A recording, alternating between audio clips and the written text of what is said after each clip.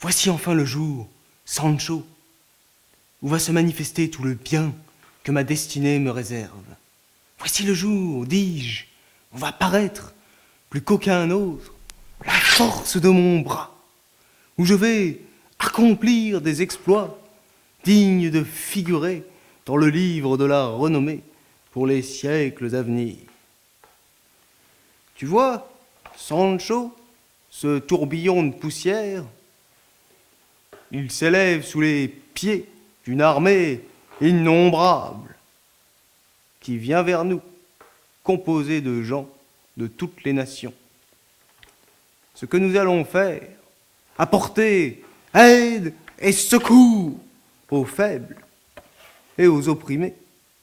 Apprends, Sancho, que cette armée qui marche droit sur nous est commandée par l'illustre Ali Fanfaron, empereur de la grande île de Taprobane.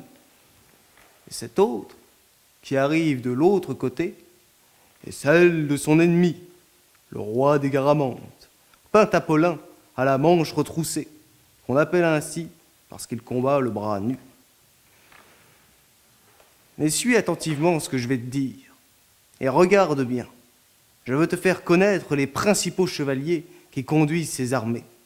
Et afin que tu puisses les observer à ton aise, retirons-nous sur cette éminence, d'où l'on peut les apercevoir toutes deux. Ce chevalier, aux armes dorées que tu vois là-bas, dont l'écu représente un lion couronné, couché au pied d'une jeune fille, est le vaillant Lorcalco, seigneur du Pont d'Argent. Cet autre, dont l'armure est frappée de fleurs d'or et l'écu de 3 couronnes d'argent sur champ bleu, est le redoutable Micocolembo, grand-duc de Chirossi. Ce géant, à sa droite, est l'intrépide chevalier Brandabarbaran de Boliche. Il a pour cuirasse une peau de serpent, et pour bouclier une porte qui provient, dit-on, du temple que Samson renversa quand par sa propre mort il se vengea de ses ennemis.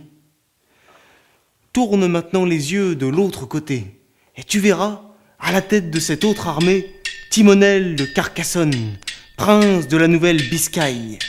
Toujours victorieux, toujours invaincu, il porte une armure écartelée d'azur, de sinople, d'argent et d'or, et sur son écu, un chat d'or en champ de gueule, avec la devise Miaou, qui est le commencement du nom de sa dame, l'incomparable Miaouline, fille du duc Alféniken de l'Algarve. Cet autre, qui fait plier les reins à sa fière et puissante jument, et dont l'armure est blanche comme neige, et l'écu sans devise, est un chevalier venu de France, nommé Pierre Papin, seigneur des baronnies du Tric. L'autre, enfin, qui presse de ses talons ferrés les flancs mouchetés de ce zèbre agile et véloce, avec de verres d'azur à son blason, est le puissant duc de Nerbie, Espastafilard du Bocage, qui porte sur son écu un champ d'asperges avec cette devise en espagnol « Rastrea mi suerte ». Cet escadron qui nous fait face est composé de gens de diverses nations. Il y a ceux qui boivent les douces eaux du célèbre Xanthe, ceux qui habitent les territoires montagneux de Massilie, ceux qui tamisent la fine poudre d'or de l'heureuse Arabie, ceux qui peuplent les frais et célèbres rivages du limpide Thermodon, ceux qui détournent et saignent de maintes façons le pactole doré, les Numides aux promesses trompeuses, les Perses, archers fameux, les Parthes et les Mèdes qui combattent en fuyant, les Arabes aux tentes mobiles, les Scythes, aussi cruels qu'ils sont blancs, les Éthiopiens, aux lèvres percées par des anneaux. Et quantité d'autres nations dont je vois et reconnais ici les représentants, mais dont j'ai oublié les noms.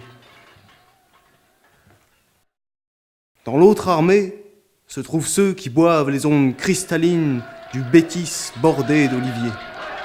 Ceux qui lavent et polissent leur visage dans l'onde précieuse et dorée du Tage.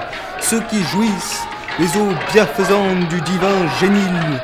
Ceux qui foulent sous leurs pas les riches pâturages des champs artésiens.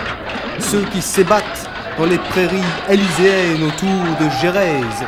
Ceux qui vivent dans la Manche, riches et couronnés de blonds épis.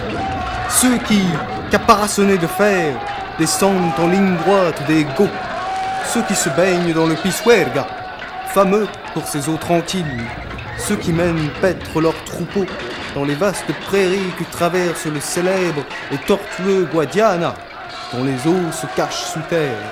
Ceux qui tremblent de froid dans les forêts pyrénéennes et dans les sommets enneigés de l'Apennin. En un mot, tout ce que compte et contient l'Europe.